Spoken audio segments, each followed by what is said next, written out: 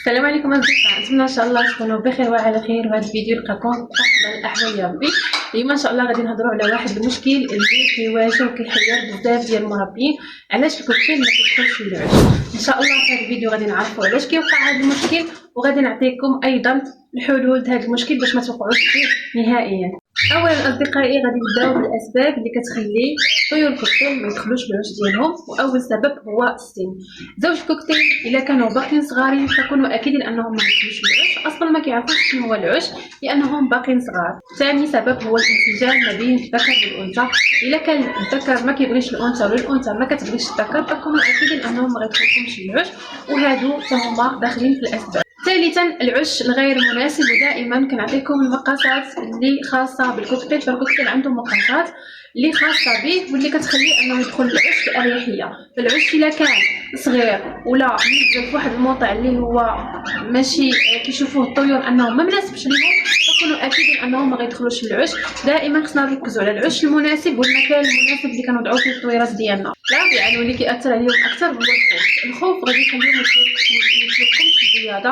الا كان توتر كما قلت لكم مخاوف، المكان القفص ماشي المكان المناسب، ضوضاء فيه الناس كيدوخزوا وكيخرجوا من داك المكان فكونوا اكيدا انهم ما يكونوش في البيضه لانهم ما كيحسوش بالامان في المكان اللي هما فيه. خامسا قله الخبره. بعض الازواج كيجربوا التزاوج ولكن ما كيدخلكمش البياضه لانهم ما كتكونش عندهم خبره وكيكونوا باقين صغار.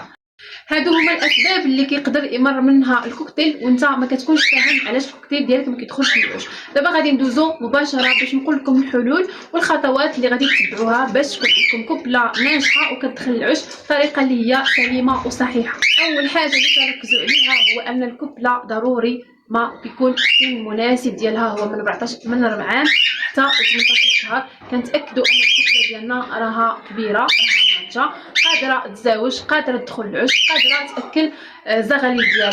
ثاني حاجه هو البياضه العش. يعني العش ضروري ما يكون فيه كيتوفر فيه المواصفات والمقاسات لطيور الكوكتيل. العش ما خصوش يكون نهائيا صغير، ما خصوش يكون كبير، ويكون عش اللي هو صالح الكوكتيل. ايضا المكان المناسب. المكان المناسب راه حاجه مهمه اللي كتخلي الطائر يعيش في القفص ديالو باريحيه ويدخل العش باريحيه. الا كان المكان ما مناسب فكونوا اكيدين ان الطائر ديالكم ما غاديش يدخل لكم العش نهائيا.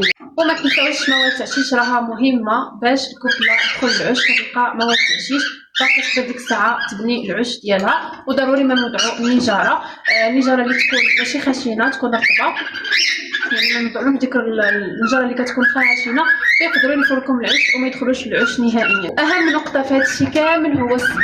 اين كتكون مجهز لها هذا الشيء كامل اللي ذكرنا فضروري ما كنصبروا على الكتله ديالنا، يا اما سيمانات شهر عاد تقدر تدخلنا العش. يعني كل كتله وفوقاش كتدخل العش ديالها. الصبر ثم الصبر. بزاف منكم كنشرحوا التعاليق وكيقول لي اختي الكتله ما دخلتش دابا سيمانه وانا حطيت لها العش، هذا الشهر وانا حطيت لها العش.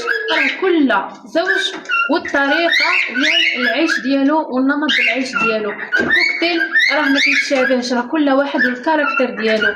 الذكر الكاركتر ديالو، الانثى الكاركتر ديالها ما كيتشابهوش نهائيا. الخلاصه اصدقائي هو ان الطيور ديالك الا ما دخلوكش العش راه كاين واحد الخلل اللي هو بسيط، ونوفروا لها الظروف المناسبه للعيش، لا من ناحيه ديال القفص لا من ناحيه ديال المكان الموجود فيه القفص لا من ناحيه ديال العش. وهذا الشيء ذكرته كامل في اول الفيديو.